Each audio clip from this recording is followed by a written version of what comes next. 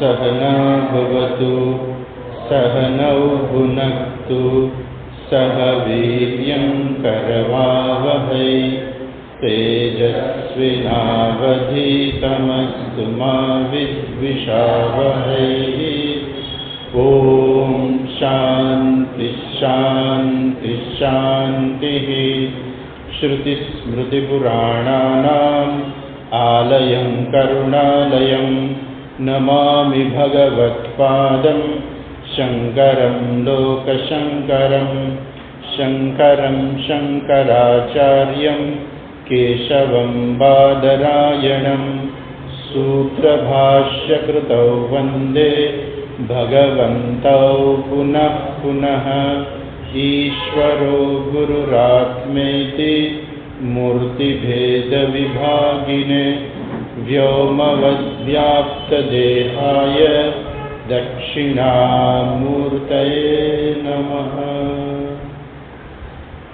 वन्दे देवमुमापतिं सुरगुरुं वन्दे जगत्कारणं वन्दे पन्नगभूषणं मृगधरं वन्दे पशूनां पतिं वन्दे सूर्यशशाङ्कवर्णनयनं वन्दे मुकुन्दप्रियं वन्दे भक्तजनाश्रयं च वरदं वन्दे शिवं शङ्करं।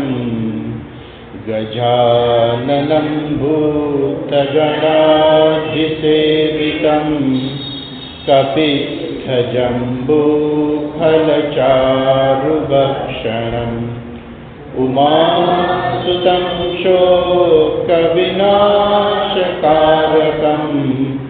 नमामि विघ्नेश्वरपादपङ्कजं। श्रीपुष्पदन्त उवाच। 15वां श्लोक थी असिद्धार्था यानी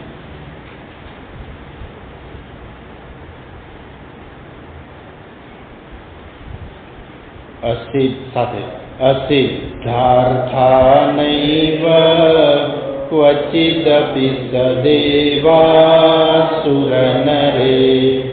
निवर्तन्ते नित्यं जगति जयिनो यस्य विशिखाः सपश्यन्नीशत्वाम् इतरसुरसाधारणमभूत् स्मर्तव्यात्मा नैव शिशुपथ्यः परिभवः महीपादाघातात् व्रजति सहसा संशयपदम् पदं विष्णोर्भ्राम्यत् भुजपरिघरुग्णग्रहगणं मुहूर्त्योऽस्यात्यनिभृतजटाताडिततटा जगद्रक्षायै त्वं नटसि ननु वामैव विभुता वियद्व्यापीतारा गणगुणितफेनोद्गमरुचिः प्रवाहो वाराम्य पृषतलघुदृष्टशिरसि ते जगद्वीपाकारं जलधिवलयं तेन कृतमिति अनेनैवोन्नेयं द्रुतमहिमदिव्यं तव वपुः रथक्षोणीयन्ता शतधृतिरगेन्द्रो धनुरथो रथाङ्गे चन्द्रार्कौ रथचरणपाणी शरहिधि दिदक्षोस्ते कोऽयं त्रिपुरतृणमाण्डम्बरविधिः विधेयैः क्रीडन्त्यो न खलु परतन्त्रा प्रभुधियः हरिस्ते साहस्रं कमलबलिमाधाय पदयोः यदेकोनेकस्मिन् निजमुदहरन्नेत्रकमलम् गतो भक्त्युद्रेकः परिणतिमसौ चक्रवपुषा त्रयाणां रक्षायै त्रिपुरहरजागन्ति जगताम् क्रतौ सुप्ते जाग्रत्वमसि फलयोगे क्रतुमताम् क्व कर्म प्रध्वस्तं फलति पुरुषाराधनमृते अतस्त्वां सम्प्रेक्ष्य क्रतुषु फलदान प्रतिभुवम् श्रुतौ श्रद्धां बद्ध्वा कृतपरिकरः कर्मसु जनः क्रियादक्षो दक्ष क्रतुपतिदरिशस्तन हरिजय क्रियादक्षो दक्ष क्रतुपतिरधीशस्तनुभृताम् ऋषीणां मार्त्वीज्यं शरणदसदस्यासुरगणाः क्रतुभ्रंश्वत्वतः क्रतुफलविधानव्यसनिनः ध्रुवं कर्तुश्रद्धा विधुरमभिचाराय हिमखाः प्रजानाथं नाथ प्रसभमभिकं स्वां दुहितरं गतं रोहिद्भूतां रिरमयिषु मृष्यस्य वपुषा धनुष्पाणिर्यातं दिवमपि सपत्रात्कृतममुं त्रसन्तं तेऽस्यापि त्यजति न मृगव्याधरभसः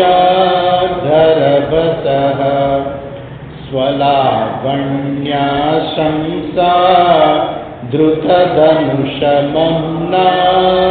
तृणवत् पुरः प्लुष्टं दृष्ट्वा पुरमथनपुष्पायुधमपि यदि त्रैणं देवी यमनिरतदेहार्थघटनात् अवैति त्वामद्धा बत वरदमुग्धा युवतयः श्मशानेष्वा क्रीडा स्मरहरपिशाचा सहचराः चिताभस्मालेपस्रगपि नृकरोटी परिकरः अमङ्गल्यं शीलं तव भवतु नामैवमखिलम् तथापि स्मर्तॄणां वरद परमं मङ्गलमसि।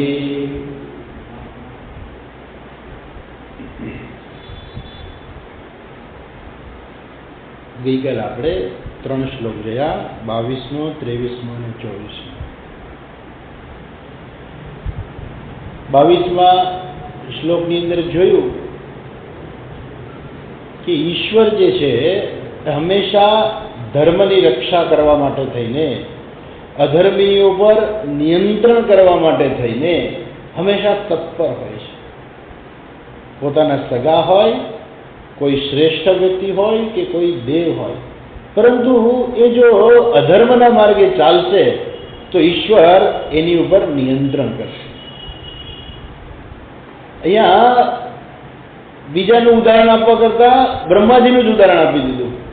પુષ્પદંત શું કરે છે કે બીજા કોઈ સામાન્ય મનુષ્યનું ઉદાહરણ આપવા કરતા બ્રહ્માજીનું જ ઉદાહરણ આપી દીધું કે આવી મહાન વ્યક્તિ પણ જો અધર્મના માર્ગે ચાલવાનો પ્રયત્ન કરશે તો ઈશ્વર એની ઉપર અવશ્ય નિયંત્રણ લાવશે. એ બ્રહ્માજી પોતાનું જ સર્જન જે સંધ્યા જે છે એની પાછળ એ દોડે છે, કામાવિષ્ટ થઈને એની પાછળ દોડે છે, ત્યારે ભગવાન હાથમાં ધનુષ્ય લઈ અને એ બ્રહ્માજીને બાણ મારે છે. અને જે ગઈકાલે આપણે વાત જોયું કે બાણના ભયથી બ્રહ્માજી ચારે તરફ ભાગે છે, દેવલોક બ્રહ્મલોક બધે જાય છે, પરંતુ ક્યાંય એને શાંતિ મળતી નથી અને એ નક્ષત્રનું રૂપ ધારણ કરે છે.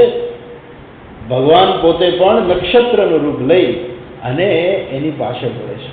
આજે પણ આકાશની અંદર ગઈકાલે આપણે વાત કરી એ પ્રમાણે એ વ્યાધનો તારો આજે પણ છે, એ બાણ આજે પણ છે, અને બ્રહ્માજી જે નક્ષત્ર બન્યા હતા મૃગશીર્ષ, એ મૃગ નક્ષત્ર આજે પણ છે. યાદ અપાવે છે કે ઈશ્વર જે છે એ કોઈ પણ વ્યક્તિ હોય, એ સામાન્ય માણસથી માંડીને કોઈ પણ દેવતા પણ હોય, તો ઈશ્વર હંમેશા ધર્મનું રક્ષણ કરવા માટે હંમેશા એ તત્પર હોય છે. અને આવી વ્યક્તિ ઉપર ભય દ્વારા નિયંત્રણ લાવે છે. બ્રહ્માજીને બાણ મારી નથી નાખ્યું, પરંતુ એને માર્યું છે, એની પાછળ બાણ પડે છે, અને ભયને લીધે એ બ્રહ્માજી છે એ નિયંત્રિત કરે છે બ્રહ્માજીને. અચ્છા, અને ત્યાર પછી 23મા શ્લોકની અંદર આપણે જોયું કે ઈશ્વર જે છે એનો જે વ્યવહાર જે છે એ ક્યારેક દેખીતા આપણને એવો લાગતો હોય કે આ અયોગ્ય લાગે છે બાહ્યથી. ઈશ્વર છે કે મહાત્માઓ છે, ક્યારેક બાહ્ય દેખાવથી ક્યારેક આપણને અયોગ્ય લાગે તો એવું ન માની લેવું કે આ અયોગ્ય છે. અહીંયા ભગવાનનું જ ઉદાહરણ છે કે ભગવાન તમે પોતે જ શું કરો છો? તો કહે છે કે તમે જ્યારે પેલા કામદેવ બાણ મારે છે તમને, તો તમે આંખ ખોલીને બાળીને ભસ્મ કરી નાખો છો, અને પછી શું કરો છો? તમે જ પાર્વતીને તમારા પોતાનું અડધું અંગ બનાવો છો. એટલે એ કોઈ કહે ને કે આ તો જો પત્ની પાછળ પડ્યા, પત્નીને આટલું સ્થાન આપી દીધું, એમ આટલું મોટું સ્થાન આપી દીધું. પણ એવું કે યદિ સ્ત્રૈણમ દેવી યમનિરત દેહાર્ધ ઘટનાથ, દેહાર્ધ ઘટનાથ, આ પ્રકારની ભગવાને દેહની અંદર પાર્વતીને પોતાનું સ્થાન આપ્યું, અડધું અંગ આપી દીધું. અને એ ઘટનાથી જો કોઈ એમ માને કે ભગવાન જે સ્ત્રીલંપટ છે, ભગવાન સ્ત્રીની પાછળ પડ્યા છે, પોતાનું અડધું અંગ એને બનાવી દીધું, તો કહે છે કે એ વાત ખોટી છે. ઈશ્વરે તો દયા કરુણાથી પ્રેરાઈને એ પાર્વતીજીએ ઉગ્ર તપશ્ચર્યા કરી, અને તપશ્ચર્યાના પરિણામ રૂપે ભગવાન એને પોતાનું અડધું અંગ બનાવે છે. તો એમાં ભગવાનને એવું નથી કે હું સ્ત્રીને પ્રાપ્ત કરી લઉં. એટલે જો આવું કોઈ માને તો કદાચ સ્ત્રી પોતે પણ કદાચ એવું માને. મુગ્ધા યુવતયા, યુવતીઓ કેવી છે? મુગ્ધા છે.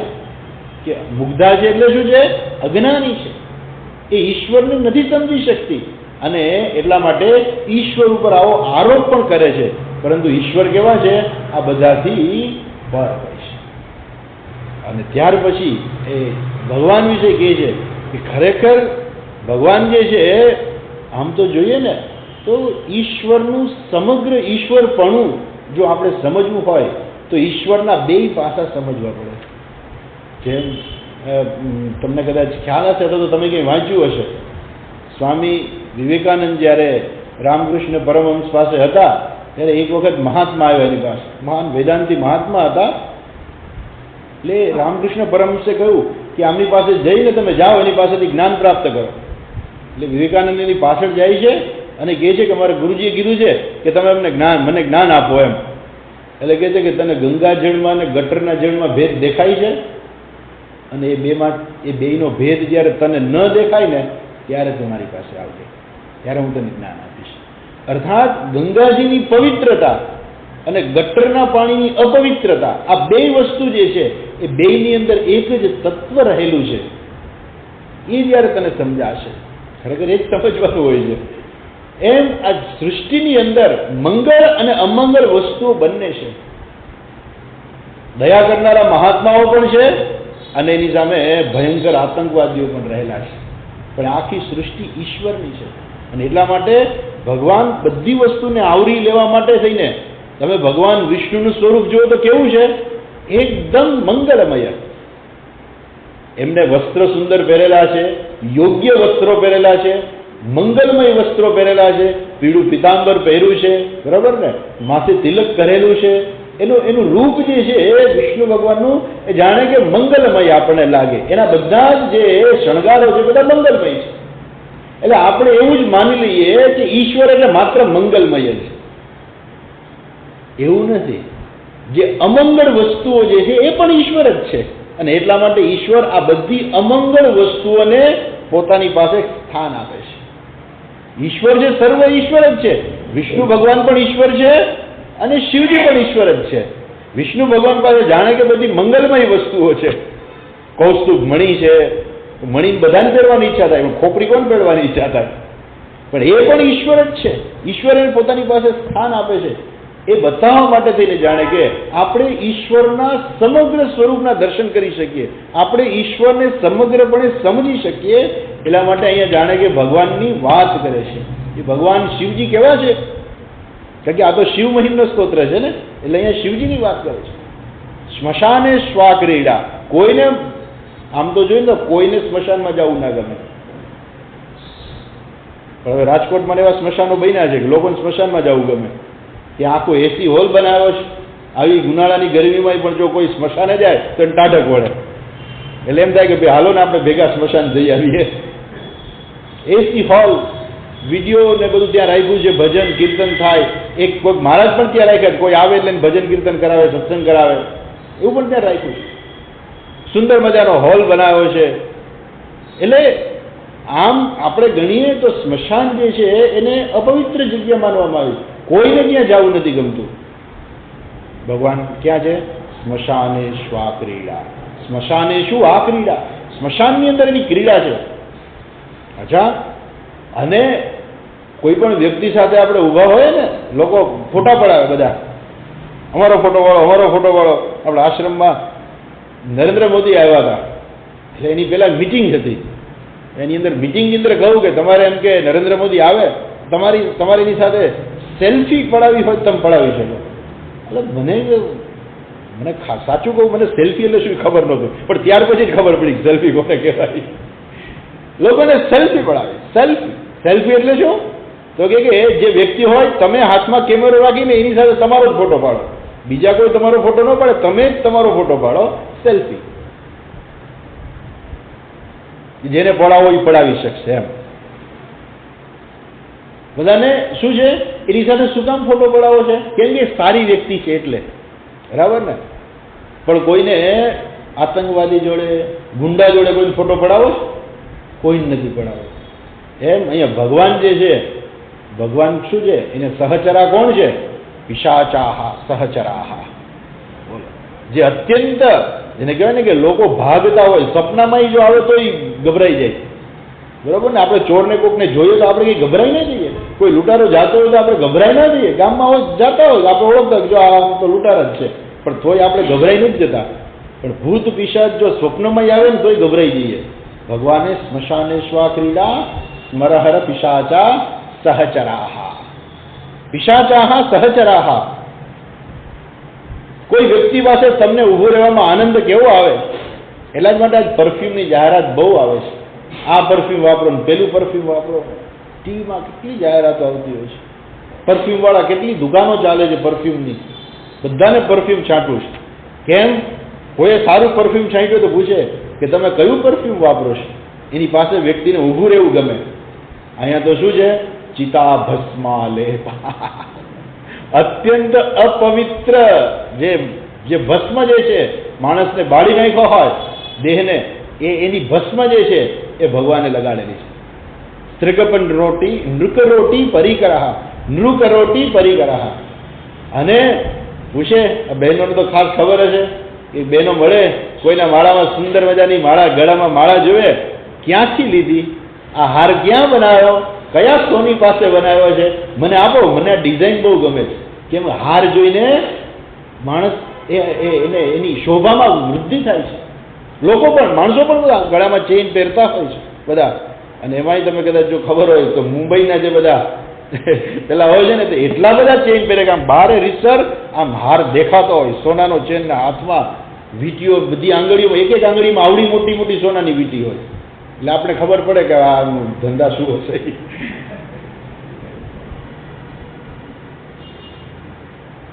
શું કામ પહેરે છે? લોકોનું ધ્યાન એની પર ખેંચાય. હા, કેવી સરસ વસ્તુ છે, કેવી સરસ વીંટી છે, કેવો સરસ હાર છે. ભગવાનનું ધ્યાન બહુ સરસ ખેંચે છે. ભગવાન શું કરે છે? નૃકરોટી પરિકરઃ. ગળામાં અત્યંત અપવિત્ર કહેવાય એવા માણસની ખોપરીની માળા પહેરેલી છે. આ બધા કેવા છે? અમંગલ્યમ શીલમ ભવતુ. આ બધા કેવા છે? આ બધા અમંગળકારી છે. આ બધી નિશાનીઓ છે, બધી કેવી છે? અમંગળકારી છે. કોઈ પણ વ્યક્તિ મૃત્યુ પામી હોય ને પછી એને અગ્નિદાહ આપે ને, પછી એના ફૂલ લઈ આવે. આમ કે ફૂલ, પણ શુદ્ધ ગુજરાતીમાં શું હોય છે કે એના હાડકા હોય. શાસ્ત્રમાં મનાઈ છે અંદર લઈ આવવાની, ઘરમાં રાખવાની મનાઈ છે. કે તમારાય સગાવાલા હોય, તમારાય સગાવાલા જો માતા પિતા હોય, ગમે તે હોય, પણ તમે એને અગ્નિદાહ આપીને જો એના હાડકા લઈ આવો ને, તો શાસ્ત્રમાં ના પાડે છે કે ઘરમાં ન રખાય હાડકા, અપવિત્ર વસ્તુ ગણાય. ભગવાનનું બધું અમંગલ્યશીલમ, આ બધું જ ભગવાનનું કેવું છે? અમંગળકારી છે. પણ છતાં પણ સ્મર્તૃણામ પરમ મંગલમસી, પરમમ મંગલમસી. સ્મર્તૃણામ, ભગવાન આવું બધું હોવા છતાંય ભગવાન તમારું જે સ્મરણ કરે છે, કે ભગવાનનું સ્મરણ કર્યું તો આ બધું ભેગું આવે ને. આપણે ભગવાનનું સ્મરણ કરીએ તો ભગવાનની આકૃતિ આપણા મનમાં એ ઉત્પન્ન થાય. આપણે શિવજીને યાદ કરીએ તો શું આપણને યાદ આવે? આપણે વિષ્ણુ ભગવાન યાદ ના આવે? પીળું પિતાંબર પહેરેલું છે, મોરપીંછ છે, મુગટ પહેરેલો છે ને, એવું બધું આપણને યાદ નહીં આવે. શું યાદ આવશે? ગળામાં ખોપરીની માળા છે, ગળામાં સર્પ વીંટેલા છે, ચિતા ભસ્મ લગાડેલી છે, ભૂત પિશાચા સહચરાહા સ્મશાને શ્વાક્રીડા, આ બધું યાદ આવે. આ બધું અમંગળકારી છે. પણ છતાંય જે વ્યક્તિ ઈશ્વરનું સ્મરણ કરશે ને, પરમમ મંગલમસી, એનું અત્યંત મંગળ થાય છે. આ શું બતાવે છે? કે જે કંઈ છે બધું ઈશ્વર જ છે. બરાબર છે? ઓકે, હવે આપણે આગળ જોવાનું છે. ત્યાર પછી જો 25મો શ્લોક.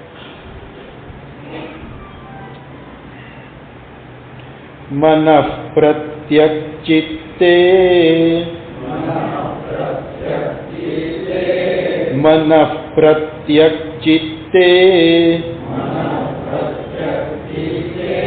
સવિધમવધાયાત્તમરુતઃ,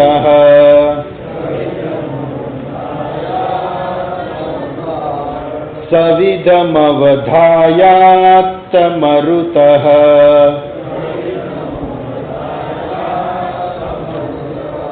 પ્રરુષ્યદ્રોમાણઃ, પ્રરુષ્યદ્રોમાણઃ, પ્રમદસલિલોત્સંગિતદૃશઃ,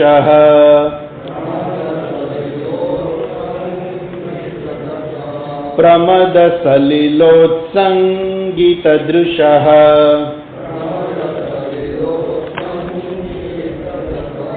યદા લોક્યાહ્લાદં,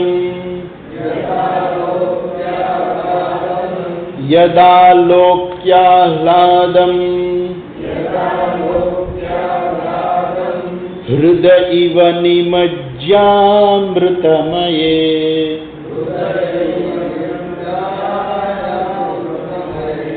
હૃદ ઇવ નિમજ્જામૃતમયે,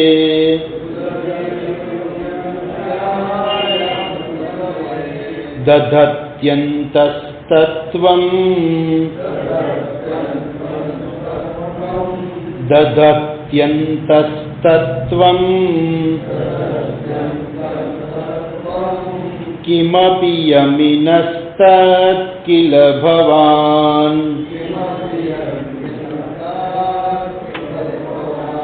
કિમપિ યમિનસ્તત કિલ ભવાન.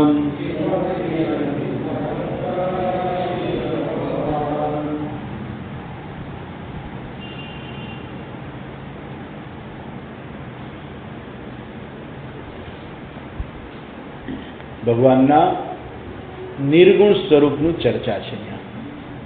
હવેના 3 શ્લોક જે છે એ ભગવાનના નિર્ગુણ સ્વરૂપની ચર્ચાના છે. યમિનઃ, છેલ્લી લાઈનમાં કહે છે યમિનઃ. યમિનઃ એટલે યોગીઓ, યમ નિયમનું પાલન કરનારા યમિનઃ. જે લોકો યમ નિયમ આસન પ્રાણાયામ પ્રત્યાહાર ધારણા ધ્યાન અને સમાધિ આ પ્રકારે જે અષ્ટાંગ યોગનું જે અનુષ્ઠાન કરે છે એને કહેવાય યમિનઃ, યોગીઓ અથવા તો જ્ઞાનીઓના અર્થમાં પણ લઈ શકીએ. આ બધા શું છે? મનઃપ્રત્યક ચિત્તે. મનઃપ્રત્યક ચિત્તે આ બધા કેવા લોકો છે? તો એ બધા કહે છે મનઃ પ્રત્યક ચિત્તે, મનને પોતાના મનને અંતર્મુખ કરેલા છે, મનને અંતર્મુખ કરે છે. હૃદય કમળની અંદર ચિત્તે એ કેવી રીતે કરે છે? સવિધમવધાયાત મરુતઃ. સવિધમ, વિધમ એટલે વિધિપૂર્વક, સવિધમ એટલે યોગ્ય વિધિપૂર્વક. એ લોકો કેવા છે? અવધાય. અવધાય એટલે એ કહે છે એને વૃત્તિઓને દૂર કરીને, જે વૃત્તિ જે છે, જે ખોટી વૃત્તિ જે છે એ બધી ખોટી વૃત્તિઓને દૂર કરીને એમણે શું કર્યું છે? આત્મરુતઃ. આત્મરુતઃ, મરુતઃ એટલે વાયુ. આત્મરુતઃ જેણે પ્રાણ ઉપર નિયંત્રણ કરેલું છે. અચ્છા, અને એ લોકો જ્યારે ધ્યાન કરે છે, સમાધિમાં બેસે છે, ત્યારે શું થાય છે? તો કહે છે પ્રરુષ્યત રોમાણ. પ્રરુષ્યત રોમાણ એટલે રોમ એમના પુલકિત થઈ જાય છે, એની નિશાની છે. રોમ જે છે એ પુલકિત થઈ જાય છે. પ્રમદ સલિલ ઉત્સંગિત દૃશ. પ્રમદ સલિલ એના આંખમાંથી, સલિલ એટલે જળ, આંખમાંથી પાણી નીકળે છે. અર્થાત એ લોકોના હર્ષપૂર્ણ નેત્રવાળા છે. અને યત આલોક્ય, આલોક્ય જેનો અનુભવ કરીને, જેને જોઈને, જેનો અપરોક્ષ અનુભવ કરીને, યદાલોક્ય આહલાદમ. આહલાદ, આહલાદ એટલે સુખ. પણ અહીંયા જે આહલાદ જે છે કે નિરતિશય સુખની વાત છે. અહીંયા કોઈ સામાન્ય જગતના પદાર્થોનું સુખ નહીં. જે નિરતિશય સુખ છે એ ક્યાં અનુભવે છે? હૃદય. હૃદય, હૃદયની અંદર એટલે સરોવરમાં. જાણે કે પેલો માણસ ડૂબકી મારે ને, હૃદય ઇવ નિમજ્ય એટલે ડૂબકી મારીને એ લોકો શું પ્રાપ્ત કરે છે? અમૃતમય. એ લોકો જે અમૃત તત્વ જે છે એમાં એ લોકો તરબોળ થઈ જાય છે, આપણે એમ કહીએ. અને એ જે છે અમૃતને ધારણ કરે છે. દદતી અંતઃ તત્વમ કિમપી યમિનઃ તત્ કિલ ભવાન. અર્થાત આવા યોગીઓ ધ્યાનમાં બેસીને, મન ઉપર નિયંત્રણ કરીને, પ્રાણાયામ કરીને હૃદયની અંદર અમૃતત્વનો જે અનુભવ કરે છે ને, એ અનુભવ શેનો થાય ખબર છે? એ કહે છે ભવાન, કિલ ભવાન. એ ભગવાન તમે જ છો. ઈશ્વરના નિર્ગુણ સ્વરૂપની ચર્ચા કરે છે. આમ તો ઈશ્વરનું નિર્ગુણ સ્વરૂપ છે એનું વર્ણન ન થાય, પરંતુ અહીંયા શું કરે છે કે આવા યોગીઓ જે છે એ લોકો શું કરે છે? વિધિવત. વિધિવત એટલે પ્રયત્નપૂર્વક, એક પછી એક.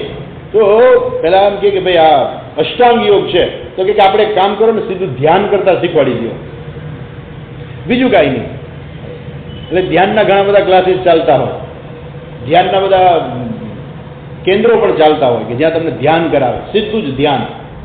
પણ ધ્યાન કરતા પહેલા આગલા પગથિયા સિદ્ધ કરવા જોઈએ, તો ધ્યાન યોગ્ય રીતે થઈ શકે. કયા છે આગલા પગથિયા? તો કે જે યમ નિયમ. આ પેલા બે પગથિયા છે ને બહુ અઘરા છે. જેમ આપણે એમ કહીએ ને કે બાળકને એકડો શીખવાડો ને એ બહુ અઘરો છે. એક વખત એકડો આવડી જાય પછી વાંધો ન આવે, પછી તો 1 થી 10 આવડશે બધું. પણ પેલા એકડો ઘૂંટાડવો ને એ બહુ અઘરો છે.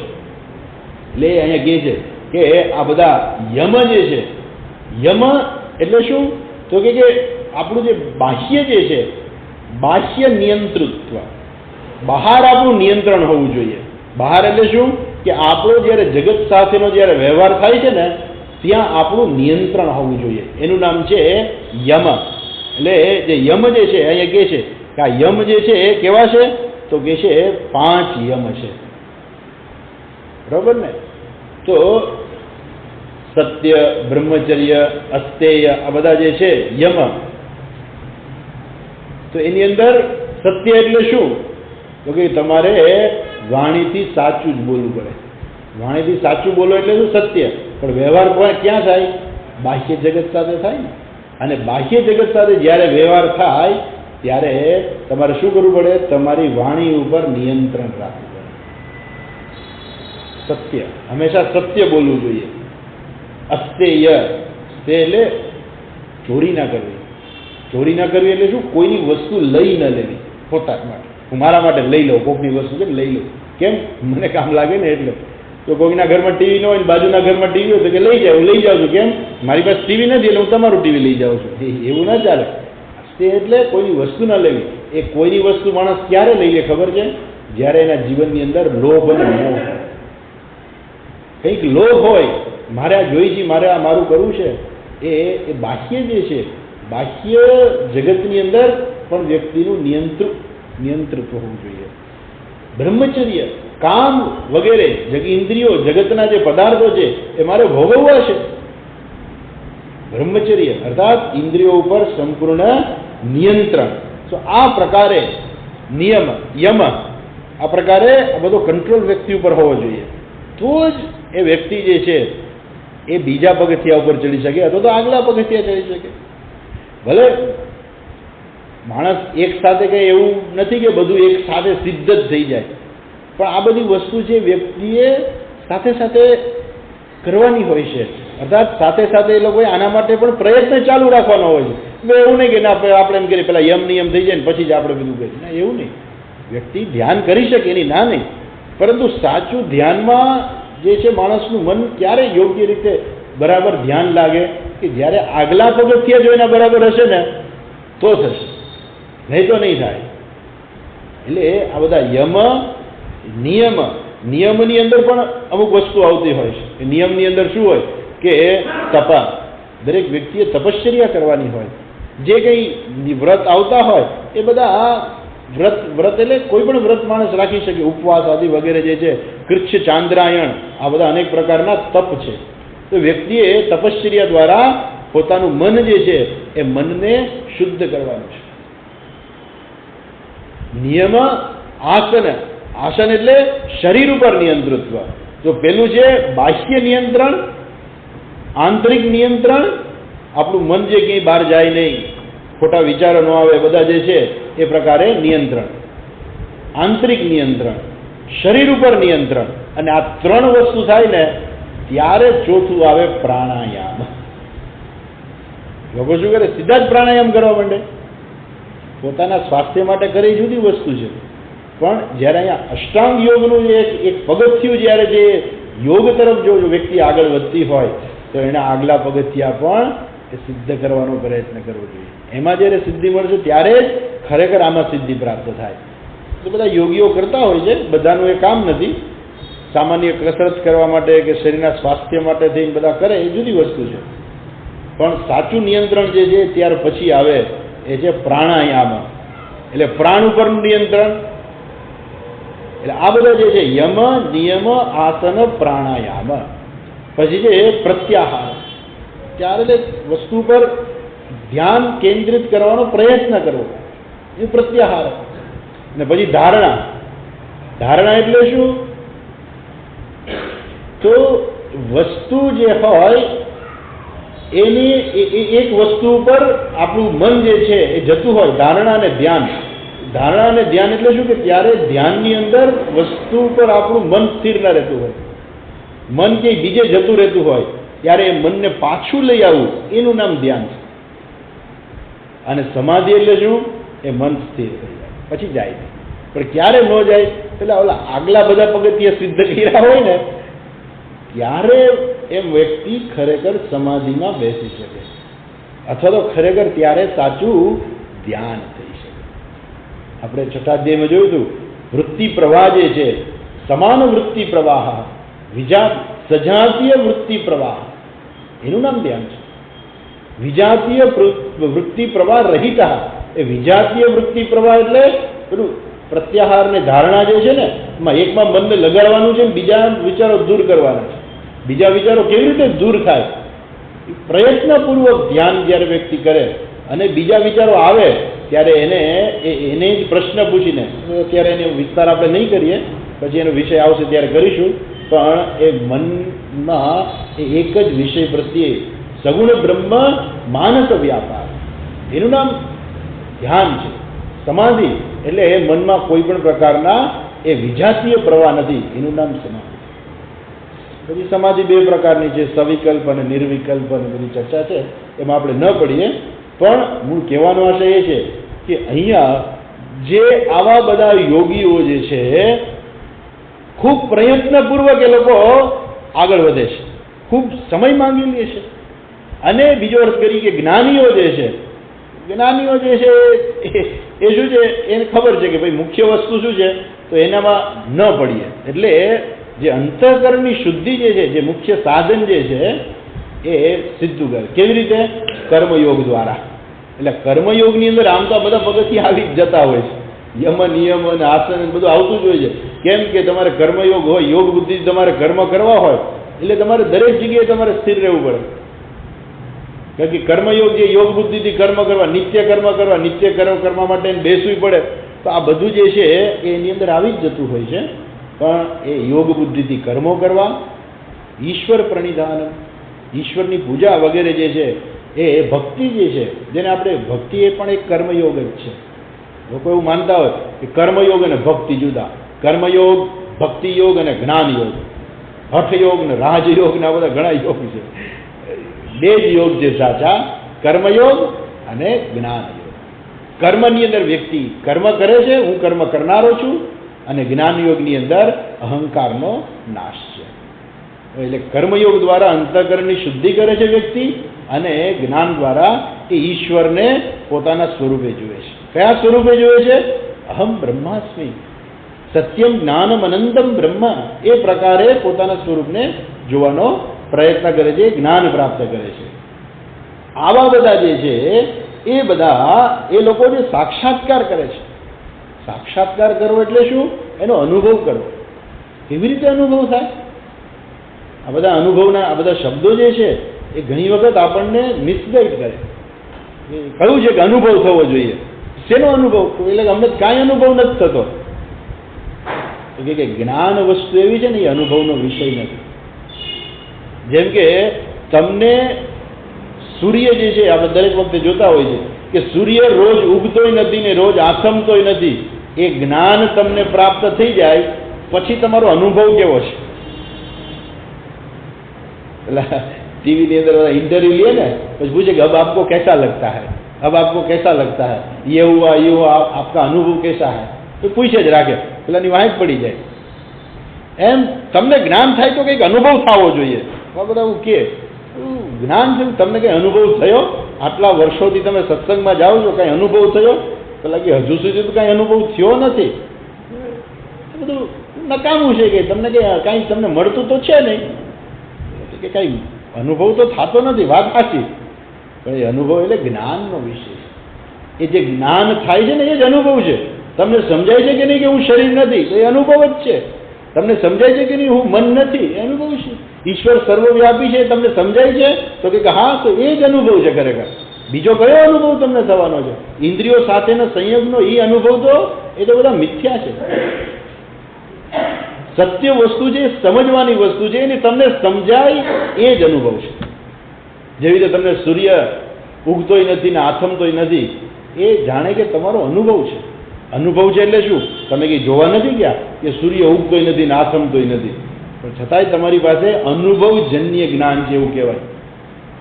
એમ અહીંયા પણ જે ચર્ચા જે છે, જે વ્યક્તિને નિરતિશય સુખ મળે છે, અર્થાત એ નિરતિશય સુખ એટલે શું? એ વ્યક્તિને જ્ઞાનનું સુખ છે કે હા મારી પાસે આ જ્ઞાન છે, અને એ જ્ઞાન જે છે એનું જે સુખ જે છે એ ખરેખર કેવું છે? અવર્ણનીય છે, એનું કોઈ વર્ણન ન થઈ શકે. અને એટલા માટે આને કહે છે નિરતિશય સુખ. આ બધા યોગીઓ જે છે એ હૃદયની અંદર એ નિરતિશય સુખની પ્રાપ્તિ કરે છે. અને એ નિરતિશય સુખની પ્રાપ્તિ એટલે શું? તો સાક્ષાત્કાર થાય છે. એ સાક્ષાત્કાર જેનો થાય છે એ શેનો સાક્ષાત્કાર થાય છે? તો કે જેનો સાક્ષાત્કાર થાય છે, અર્થાત એ જ્ઞાનીઓ જે તત્વને સમજે છે, એ તત્વ ભગવાન તમે છો. એ તત્વ ભગવાન તમે છો. અર્થાત ભગવાન શિવજી જે છે એ માત્ર એક શરીર નથી. આપણી પાસે અહીંયા તો બધું વર્ણન આવ્યું આગલા શ્લોકની અંદર કે આવું વર્ણન છે ભગવાનનું, બરોબર છે, પણ ખરેખર ભગવાન એટલા નથી. આગલા શ્લોકની અંદર વર્ણન કરીને આપણે એમ લાગ્યું ભગવાન તો આવા છે, શિવજી એટલે આવા જ હોય. સ્મશાને સ્વા ક્રીડા સ્મરહર પિશાચા સહચરાહ પિતા. શિવજી એટલા નથી. શિવજી કેવા છે? દરેકના હૃદયની અંદર રહેલા છે, અને દરેકના હૃદયની અંદર જે રહેલા છે એટલા માટે જ એ તત્વને શિવ તત્વ કહેવામાં આવે છે. એ કલ્યાણકારી તત્વ જે છે, એ અત્યંત પવિત્ર તત્વ જે છે, એ હૃદયની અંદર જે તત્વ જે છે એ તત્વ એ જ શિવ છે. એટલે શિવજી જે ક્યાં છે તો કે સર્વના હૃદયની અંદર જ રહેલા છે. એવું નથી કે સ્મશાનમાં જ રહીએ, લાગે કે શિવજી ક્યાં રહીએ? તો કે અમે ભણ્યા હતા, સ્વામીજી એમને ભણાવ્યું હતું, એમાં આવ્યું હતું શિવ મહિમ્ન સ્તોત્રની અંદર આવ્યું હતું કે ભગવાન શિવજી સ્મશાનમાં રહીએ. તો પછીનો શ્લોકમાં શું કીધું? ભગવાન શિવજી સર્વના હૃદયની અંદર રહેલા છે. એ જે યોગીઓ અનુભવ કરે છે, યોગીઓને આ અનુભવ થાય છે, આ જ્ઞાન પ્રાપ્ત થાય છે, અને એ જે અનુભવ થાય છે, એ જે જ્ઞાન પ્રાપ્ત થાય છે, એ ભગવાન કોણ છે? ભગવાન એ તમે જ છો. તમારા સિવાય બીજું કોઈ છે નહીં, કેમ કે ઈશ્વર સિવાય આ સૃષ્ટિની અંદર બીજું કોઈ છે જ નહીં. અને માટે યોગીઓને આવા યમીના કે જે લોકો પ્રયત્નપૂર્વક પોતાનું જીવન આખું સમર્પિત કરી દે છે, એના માટે થઈને જ આવા યોગીઓને જે જ્ઞાન પ્રાપ્ત થાય છે, જે હૃદયની અંદર જે અનુભવ થાય છે, સમાધિમાં બેસે છે ત્યારે હૃદયની અંદર જે તત્વનો એને અનુભવ થાય છે કે જેનાથી એને નિરતિશય સુખની પ્રાપ્તિ થાય છે, એ ભગવાન એ તમે જ છો. અચ્છા, ત્યાર પછી ફરીથી ભગવાનના બે સ્વરૂપનું વર્ણન કરે છે. 26મા શ્લોકની અંદર ઈશ્વર જે છે સર્વ જ છે. તો 24મા શ્લોકની અંદર જે વર્ણન આવ્યું કે ભગવાન તમે સ્મશાનમાં જ રહ્યો છો, તો પછી એવું થયું પિશાચા સહચરાહા, એ તમારા સહચરા છે, તમે નથી. 24મા શ્લોકમાં એવું કીધું કે પિશાચાહા સહચરાહા, એ તમે નથી, તમારા સહચરો છે, તમારા બાંધવો છે. એટલે કોઈ એવું ન સમજી લે કે ભગવાન જે છે એ આટલા મર્યાદિત છે. અને એટલા માટે આ 25મા શ્લોકની અંદર ભગવાનના નિર્ગુણ સ્વરૂપની ચર્ચા કરી, અને સાથે સાથે એ ઈશ્વરનું સગુણ સ્વરૂપ છે, જે સર્વવ્યાપીપણું જે છે, જેને આપણે આંખેથી જોઈ શકીએ છીએ, જેને આપણે અનુભવ કરી શકીએ છીએ, એ ઈશ્વર જે છે એની વાત 26મા શ્લોકમાં કરે છે. જો 26મો શ્લોક: ત્વકર્મસ્ત્વં સોમઃ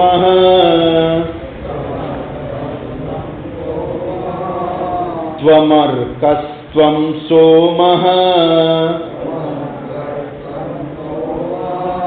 ત્વમસि પવનસ્ત્વં હુતવઃ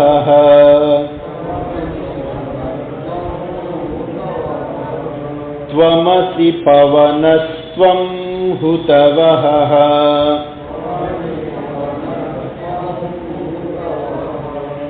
त्वमापस्त्वं व्योम त्वमापस्त्वं व्योम त्वमुधरणिरात्मा त्वमिति च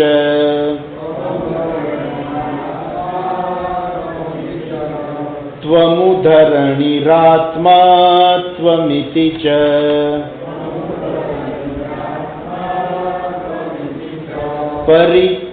परिच्छिन्नामेवं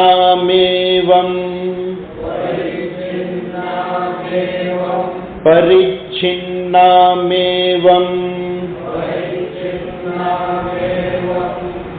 त्वयि परिणता बिभ्रतु गिरम्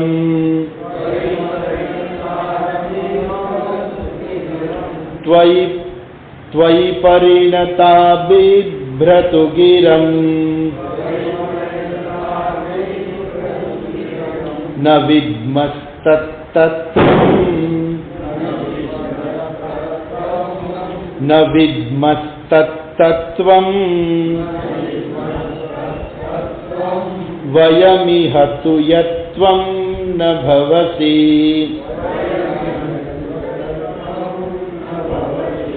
वयमिह तु यत्त्वं न भवसि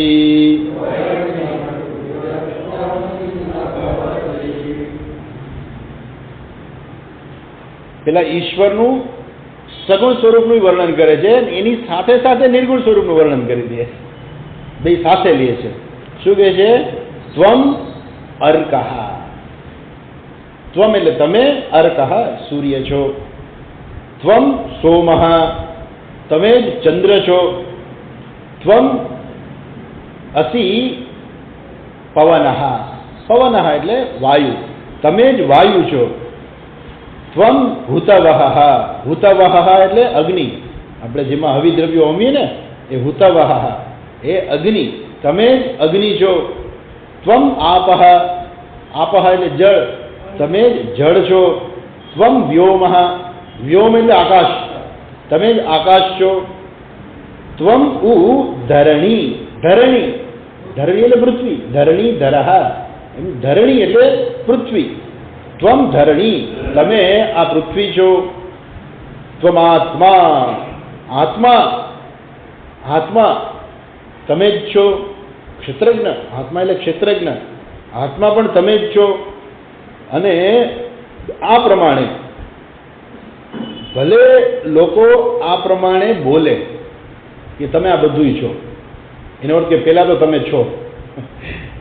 પેલા એમ કહે ને કે ભલે તમારી પાસે આટલા બંગલા હોય, આટલી ગાડી હોય, આટલી સંપત્તિ હોય, પણ એટલો શું, એટલે આટલું તો છે જ તમારી પાસે એમ, પણ હજુ તમે એનાથી વધારે છો, માત્ર તમે આટલા જ નથી. એટલે જે ઈશ્વરનું જે છે અષ્ટધા પ્રકૃતિ એ પણ કહેવામાં આવે છે. ભગવાનની 8 પ્રકારની પ્રકૃતિ, ભૂમિ રાપો નલો વાયુ ખમ મનો બુદ્ધિ રેવચ અહંકાર ઇતિ યમ્મે ભિન્ના પ્રકૃતિ રષ્ટધા. ભગવાન ગીતાની અંદર કહે છે મારી 8 પ્રકારની પ્રકૃતિ છે. એમ અહીંયા પણ ભગવાનને 8 પ્રકારની પ્રકૃતિવાળા કહે છે, અથવા તો જે ઈશ્વર જે છે 8 પ્રકાર ઈશ્વરના જે છે અષ્ટધા પ્રકૃતિ અથવા તો ઈશ્વર જે છે 8 રૂપે રહેલા છે. અચ્છા, શું છે? પંચમહાભૂત 5 થઈ ગયા, 2 સૂર્યચંદ્ર અને 1 આત્મા. આ 8 ઈશ્વરના જુદા જુદા રૂપો છે. પંચમહાભૂત એટલે આખી સૃષ્ટિ આવી ગઈ.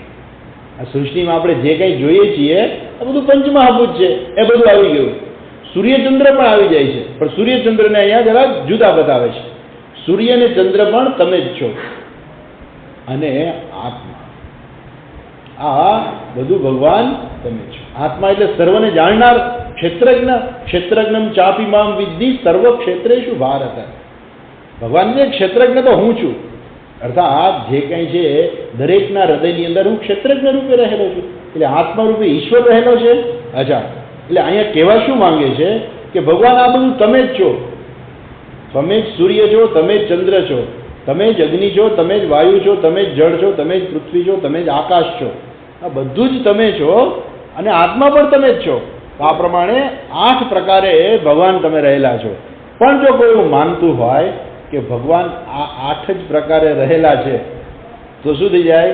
તો ભગવાન તમે પરિચ્છિન્ન થઈ ગયા. સહસ્રશીર્ષા પુરુષ સહસ્રાક્ષ સહસ્રપાદ સભૂમિમ વિશ્વતો વૃત્વા અત્યતિષ્ઠત દશાંગુલમ. ભગવાન એનાથી 10 આંગળ ઉપર છે. ભગવદ્ ગીતાની અંદર પણ ભગવાન શું કહે છે? મમ એકાંશેન સ્થિતો જગત. હું મારા એક અંશ માત્રથી આપ સંપૂર્ણ જગતને ધારણ કરું છું. એનો અર્થ શું થયો?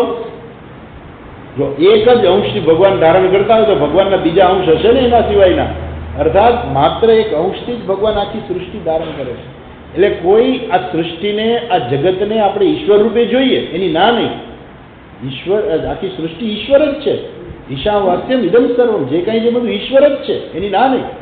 પરંતુ ઈશ્વર આટલો જ નથી. એટલે શાસ્ત્રની અંદર વર્ણન આવ્યું છે કે ઈશ્વર છે એક પુરુષ રૂપે છે. સહસ્ર શીર્ષા પુરુષ. એ પુરુષ જે છે હજારો માથાવાળો પુરુષ છે. સહસ્રાક્ષ સહસ્રપાદ, એની એટલી આંખો છે, એટલા એના પગ છે. સભૂમિમ વિશ્વતો વૃત્વા, એ ભૂમિથી આખા વિશ્વને એ આવૃત કરી દે છે. તો આપણા મનમાં એક કલ્પના થાય કે એક વિરાટ પુરુષ છે. 11મા અધ્યાયની અંદર ભગવાન વિરાટ પુરુષનું દર્શન કરાવે છે. એક વિરાટ પુરુષ છે. આખી સૃષ્ટિ શું છે? એક વિરાટ પુરુષ છે. સૂર્ય અને ચંદ્રની આંખો છે. એક વિરાટ પુરુષ છે. તો આપણે જ્યારે એ શાસ્ત્રની અંદર પણ વર્ણન આવે છે કે એના હજારો માથા છે ને હજારો હાથ છે ને હજારો પગ છે ને, તો આપણને કલ્પના આવે કે ઈશ્વર એટલે શું? એક પુરુષ, વિરાટ પુરુષ. તો કે ના ના, એ વિરાટ પુરુષ તો એક જ અંશ છે. શું છે કે જો કોઈ એવું માની લે કે ઈશ્વર માત્ર આટલો જ જે છે, તો ઈશ્વરને શું કરે છે? એ વ્યક્તિ ઈશ્વરને પરિચ્છિન્ન કરી દે છે, એને મર્યાદિત કરી દે છે. ઈશ્વર માત્ર આટલો નથી, ઈશ્વર તો એનાથી પણ વધારે છે. એટલે કે છે કે ભગવાન શું કહે છે? પરિચ્છિન્નામેવ ત્વયી. ખરેખર તો શું કરે છે? તમને પરિચ્છિન્ન કરે છે. ન વિદ્મઃ તત્તત્વમ. ભગવાન એ લોકો તમારા તત્વને જાણતા નથી. કેમ? તમે તો જે કાંઈ છો ને બધું જ યત તત્વમ યત્વમ ન ભવસી વયમ ઇહ. અહીંયા એવી કોઈ વસ્તુ નથી કે જે તમારા સિવાયની બીજી કોઈ વસ્તુ હોય. અર્થાત આપણે જ્યારે વાત કરીએ કે ભગવાન સૂર્યચંદ્ર છે, તો પછી નક્ષત્રો કોણ છે? કોઈ પ્રશ્ન કરે ને કે ભગવાન સૂર્ય અને ચંદ્ર છે, તો આ ગુરુ છે એ કોણ? આ મંગળ કોણ? હમણાં ગુરુ અને મંગળનું મિલન થવાનું છે, કદાચ થઈ ગયું હશે. આકાશમાં જે બંને ગ્રહો જે છે, ગુરુ અને મંગળ, એકદમ નજીક આવી ગયા છે. તો એ ભગવાન નહીં હોય ને? કેમ? સૂર્ય અને ચંદ્ર બે જ વાત કરી છે. એટલે કહે છે કે કોઈ જો એવું માની લે કે આ સિવાયના જ ભગવાન નથી, તો એની ભૂલ છે. આ સૃષ્ટિની અંદર એવી કોઈ વસ્તુ નથી કે જે તમારા વગરની હોય. અર્થાત જે કાંઈ જો એ બધું જ કેવું છે કે છે એ બધું જ તમે છો. જો કોઈ પણ વ્યક્તિ એવું માને તો એની મર્યાદા છે. અષ્ટમૂર્તિભૃત દેવ પૂજનમ. ઉપદેશ સારમની અંદર આવે છે અષ્ટમૂર્તિભૃત દેવ પૂજનમ. ખરેખર એ દેવનું પૂજન કરવું એ બરાબર છે. શરૂઆતમાં જેમ બાળકને આપણે થોડું થોડું જ શીખવાડીએ, એક સાથે બધું ન શીખવાડી દઈએ, એમ જે આ ઉપાસના શાસ્ત્રમાં કહેલી છે ને, એ શું છે? એ વ્યક્તિને આગળ વધવા માટે છે. નાનું બાળક હોય, સાયકલ શીખતો હોય તો એને મેદાનમાં જ શીખવાડાય. સ્કૂલનું મેદાન છે, કોઈ બીજું કોઈ મેદાન હોય તો એને સાયકલ મેદાનમાં શીખવાડાય. એને સીધું રોડ ઉપર, હાઈવે ઉપર સાયકલ ચલાવતા ન શીખવાડાય. પહેલાં એને મેદાનમાં શીખવાડાય. પણ એનો અર્થ એવો નથી પછી કાયમ મેદાનમાં જ ફેરે રાખવાનું છે. એને સાયકલ મેદાનમાં શીખવાડવાનો અર્થ શું છે કે પછી રોડ ઉપર ચલાવી શકે. એમ જ્યારે વ્યક્તિને ઉપાસના કરવાનું કહે છે, એનો અર્થ, ઉપાસનાનો અર્થ એવો નથી કે ભગવાન આટલા જ છે, ભગવાનને આટલા રૂપે જ ઉપાસના કરવી. આ તો વ્યક્તિ આટલી ઝડપથી સમજી શકે, ઈશ્વરની જલ્દી આટલી ઉપાસના છે એ સરળ થઈ શકે. એટલે એનું હૃદયની શુદ્ધિ કરવા માટે થઈને, એના બુદ્ધિની સૂક્ષ્મતા આવે એટલા માટે થઈને શાસ્ત્રની અંદર આ પ્રકારે અષ્ટમૂર્તિભૃત દેવ પૂજનમ, એ 8 પ્રકારે દેવતાનું પૂજન કરવાનું કહ્યું છે. અર્થાત ઈશ્વર જે છે 8 પ્રકારે રહેલો છે. તો જ્યારે વ્યક્તિ એ પ્રકારે જોવે કે આ બધું છે, આ બધા પંચમહાભૂતો છે, બધા ઈશ્વર જ છે, એ બધું જ્યારે જોશે ને ત્યાર પછી એનાથી આગળ વધે છે. કેમ કે ત્યાં પાછો ઉપાસ્ય અને ઉપાસકનો ભેદ રહેલો છે. શાસ્ત્ર જ એનું અનુમોદન કરે છે. શાસ્ત્ર જ અનુમોદન કરે છે. શું અનુમોદન કરે છે કે એને સૌથી પહેલા ઉપાસના કરવાની, અને ઉપાસ્ય અને ઉપાસકના ભેદ તો શરૂઆતમાં હોય જ છે, પણ એ ભેદ તો ખરેખર તો આપણે મિટાવી દેવાના છે. છતાંય શાસ્ત્ર પહેલા ભેદની જ વૃત્તિ રાખે છે કે પહેલા ભલે ભેદ રાખો તમે, પણ પછી એ જ ભેદ જે છે અંતે કેવા થઈ જશે? દૂર થઈ જશે. શરૂઆતમાં ભેદનું સમર્થન કરે છે શાસ્ત્ર પોતે પણ. એમ જેમ આપણે એમ કહીએ ને કે પહેલા શરૂઆતમાં છોકરાને મેદાનમાં સાયકલ શીખવાડવી જ જોઈએ, એનું અનુમોદન બધાય કરતા હોય, પણ એનો અર્થ એવો નથી કે કાયમ મેદાનમાં જ ફેરે રાખવી. સ્કૂલે જવું હોય તો સાયકલ લઈને જઈ શકાય, મેદાનમાં જ ફેરવવાની જરૂર નથી, સ્કૂલે લઈ જઈ શકાય. એટલા માટે થઈને પેલા મેદાનમાં શીખવાડે કે જેથી એનું એક્સિડન્ટ ન થઈ જાય. એમ વ્યક્તિને સીધું જો જ્ઞાન આપવામાં આવે તો વ્યક્તિ સમજી ન શકે ઝડપથી, અને એટલા માટે એને ઉપાસના કરવાનું કહે છે. જો વ્યક્તિ ઉપાસના કરે તો આ બધું જ્ઞાન જે છે એ વ્યક્તિ ઝડપથી સમજી શકે છે. અને એટલા માટે શું કહે છે કે જો કોઈ એવું માની લે કે આ જ સત્ય છે તો એ ભગવાન તમને પરિચ્છિન્ન કરે છે. ભલે ને બોલતા, કદાચ કોઈ બોલતા હોય કે ભગવાન આટલા જ છે, કાંઈ વાંધો નહીં, શાસ્ત્રમાં એનું અનુમોદન પણ છે, ભલે બોલે, પરંતુ સંપૂર્ણ એ નથી. ઘણી વખત બાળકો હોય ને કે એ છોકરા, બધા બાળકોની આખી દુનિયા જુદી હોય. એ સ્કૂલે જતા હોય ને મિત્રોની જે બધી વાત થતી હોય એમાં એક છોકરો એમ કહે મારા પપ્પા તો આવા છે. જે પપ્પાની વાત કરે એ બાળક પાસેનું પપ્પાનું સંપૂર્ણ જ્ઞાન તો હોવાનું જ નથી, કેમ કે બાળક છે એ પપ્પાને કેવી રીતે સંપૂર્ણપણે જાણી શકે. પણ એ મારા પપ્પા આ છે, મારા પપ્પા આ છે, મારા પપ્પા આમ છે ને તેમ છે, બધી વાત કરશે, પણ સંપૂર્ણપણે એને ન જાણી શકતો હોય, કેમ કે હજુ એ બાળક છે. એમ જ્યારે સાધક જે છે ઈશ્વરને પ્રાપ્ત કરવા જ્યારે આગળ પગલાં ભરે છે ત્યારે ઈશ્વર એની પાસે સંપૂર્ણ સમજ નથી, એટલે શાસ્ત્ર એને આપે કે જો આટલી સમજણ રાખ પહેલાથી, એનું અનુભવ. પણ પછી બાળક મોટો થાય ને પછી એમ જ કહે કે મારા પપ્પા જે છે એ તો આમ કરીને, પછી એને ખબર પડશે કે મારા પપ્પા એનાથી આગળ છે. એટલે એમ કે મારા પપ્પાને તો બધાય ગણિતના દાખલા આવડે, મારા પપ્પા તો બહુ હોશિયાર, બધાય ગણિતના દાખલા આવે. પણ એ છોકરો મોટો થાય પછી એમ નહીં કે મારા પપ્પાને બધાય ગણિતના દાખલા આવડે છે, પછી એને ખબર પડે કે મારા પપ્પા પાસે બીજું પણ ઘણું જ્ઞાન છે. એમ અહીંયા શાસ્ત્ર શરૂઆતમાં સાધકને મૂકે તમે આટલી ઉપાસના કરો, આ દરેક જગ્યાએ ઈશ્વર જોતા શીખો, અલગ અલગ જગ્યાએ ઈશ્વરને જોતા શીખો. પણ પછી શું છે, પછી તકલીફ જ થાય છે. આજે જુદા જુદા સંપ્રદાયના વાળા થઈ ગયા, એનું શું કારણ છે કે એક ઉપાસના આપી કે તમે આની ઉપાસના કરો, પછી કે નહીં શિવજી તો અમારા જ. પેલા વૈષ્ણવ એમ કે અમારા તો વિષ્ણુ ભગવાન, એમાં વૈષ્ણવોમાંથી પાછા હવેલીવાળા આવ્યા કે અમારા તો બાલકૃષ્ણ, એટલે અમે યોગેશ્વરનો ફોટો ન રાખીએ.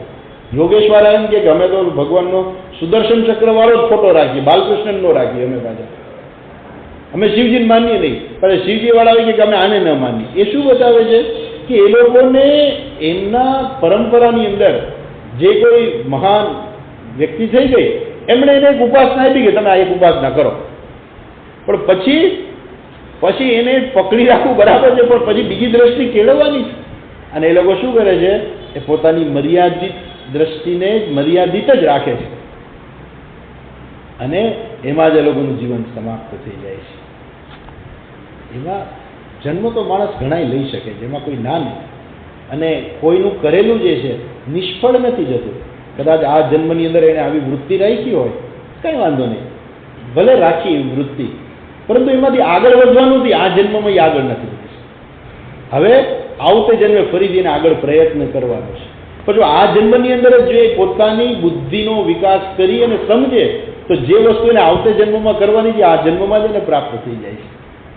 પરંતુ જો ના કરે તો આવતે જન્મે એને શીખવું તો પડશે જ. એનું કરેલું છે કંઈ ફોગટ નથી જતું, પરંતુ થાય શું કે હજુ એને બીજો જન્મ લેવો પડશે. બીજા જન્મમાં શું થાય એ ભગવાન જાણે, આપણને ખબર નથી. ભલે ભગવાન તો કહે છે કે આગળ એનો પ્રયત્ન કરશે, એની ના નહીં, પણ શા માટે આપણે બીજા જન્મની રાહ જોવી? આપણે આ જન્મને છેલ્લો કેમ ના કરી નાખી? બસ આ છેલ્લો જન્મ, હવે આપણે બીજો જન્મ લેવો જ નથી. તો વ્યક્તિ પોતાની જે કુંઠિત જે દ્રષ્ટિ જે છે એમાંથી એક સર્વવ્યાપી દ્રષ્ટિ કરે, એ જ્ઞાનરૂપી દ્રષ્ટિ પ્રાપ્તિ કરે. એ અહીંયા કહે છે કે ભલે બીજા લોકો કહેતા હોય એવું કે તમે આ પ્રકારે છો, કે તમે સૂર્ય છો ને તમે ચંદ્ર છો ને તમે જળ છો ને તમે વાયુ છો ને તમે અગ્નિ છો, 8 પ્રકારે તમે છો.